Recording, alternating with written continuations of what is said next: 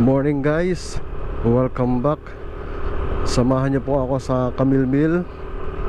Meron pa tayong ipapakabit na bagong piyesang in-order ko na dumating po kahapon sa Shopee.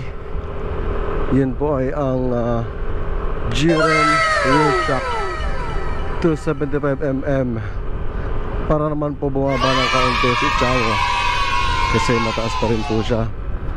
Dati po ay pinabawasan ko po yung kanyang upuan, pinatabasan ko po kasi wala po ako makikita na flat seat.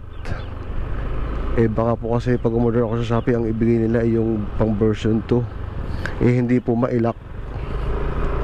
Kaya po umorder po na po ako ng rear shock. Doon po natin siya ipapakabit sa Camille Mill. Doon po tayo lagi nagpapakabit ng mga pyesa at nagpapagawa ng mga motor. Mula pa sa una kong motor, kay Miontero.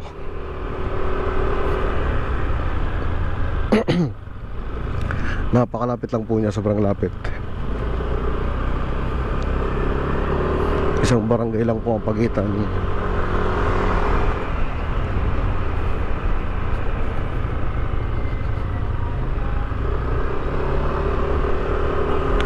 And then after nun maikabit, pinag-iisipan ko kung ipapamagic lowered ko yung harapan ng mga 1.5 inch siguro. Pero tsaka na muna, tingnan muna natin ang magiging resulta. Tsaka yung tindig niya, kung bagay ba na rear shock lang yung ilo-lowered. Kung hindi po bagay yung tindig, ipapalower na din po natin yung harapan.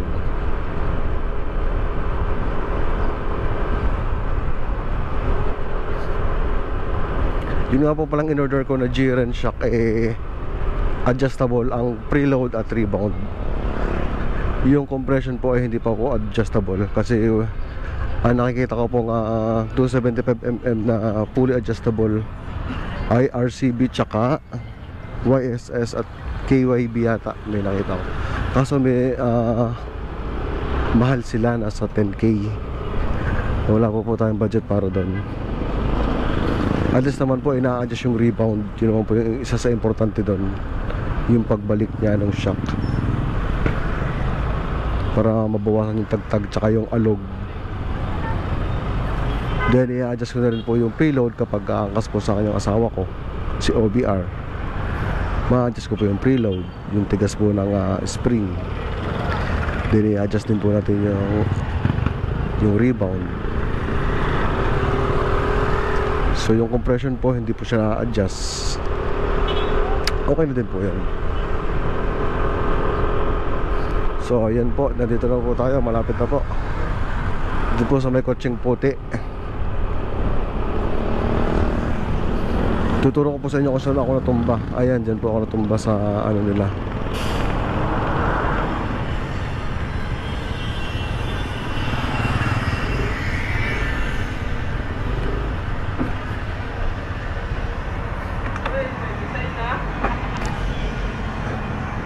Minorder ako. Papakabit. Para lower.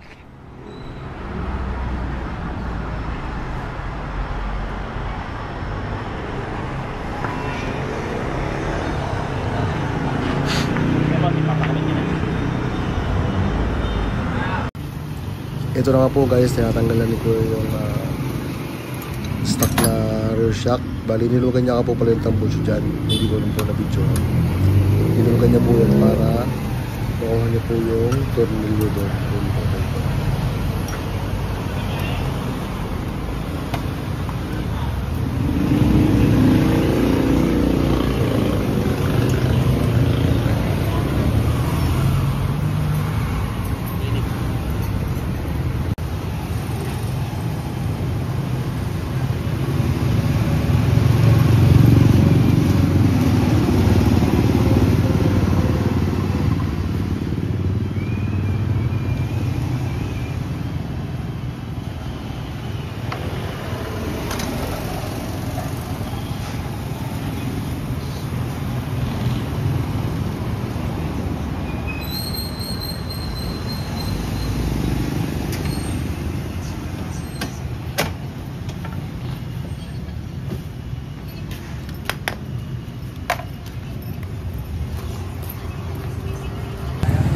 Bali hindi na nga po pala nilagyan ni kuya ng washer yung shock natin kasi makapal po yung bushing na kasama. Pag po nilagay niya yung washer hindi na po mailalagay yung nut. Yan po siya o makapal po siya.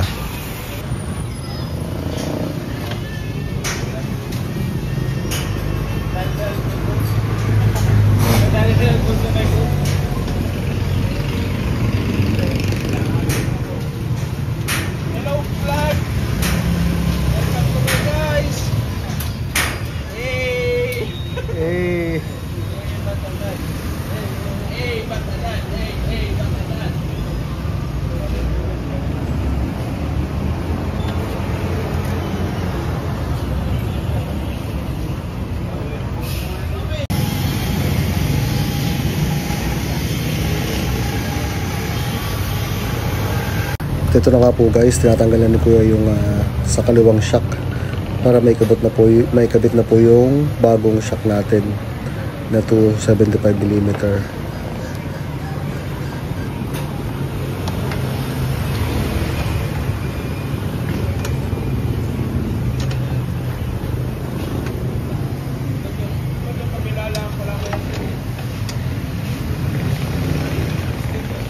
Kabila.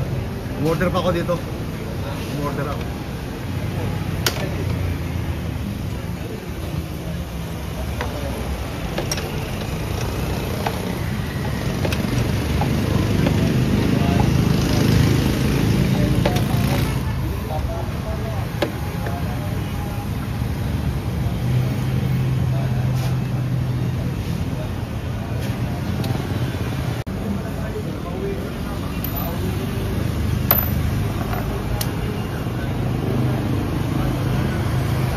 So yun, natanggal na po ni kuya yung lumang shock at ilalagay na niya po yung bagong rear shock na G-Ren para maging lower na po si Chamo. Yun po.